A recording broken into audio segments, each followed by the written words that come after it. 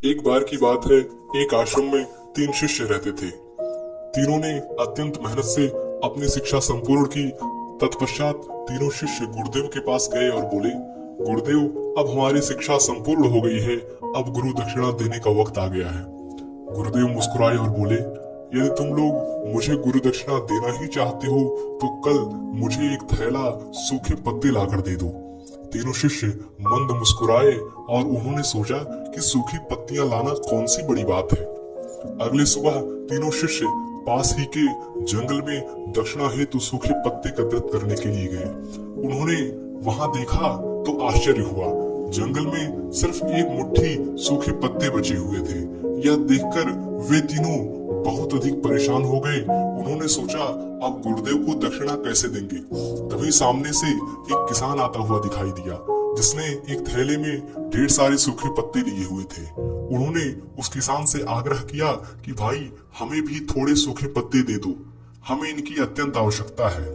किसान ने कहा, यह सूखे पत्ते मैं अपने जीवन यापन तथा घर का भोजन पकाने के लिए ले जा रहा हूँ। मैं यह आपको नहीं दे सकता, परंतु हाँ, पास के ही गांव में सेठ जी रहते हैं। उनके पास सूखे पत्तों से दोने बनाने का कारखाना है, शायद वह आपको सूखे पत्ते दे सके।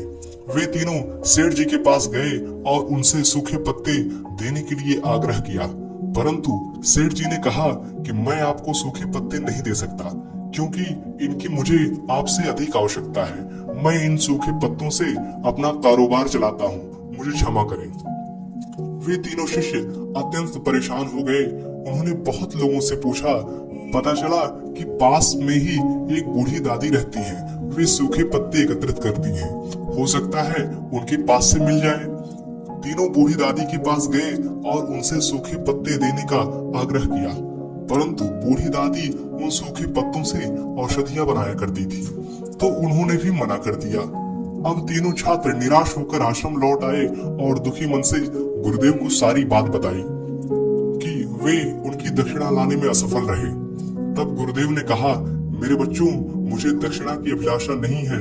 मैं तो तुम्हें बताना चाहता था कि इस दुनिया में किसी भी चीज को छोटा नहीं समझना चाहिए। छोटी से छोटी चीज का भी अपना महत्व होता है, अपना मूल्य होता है।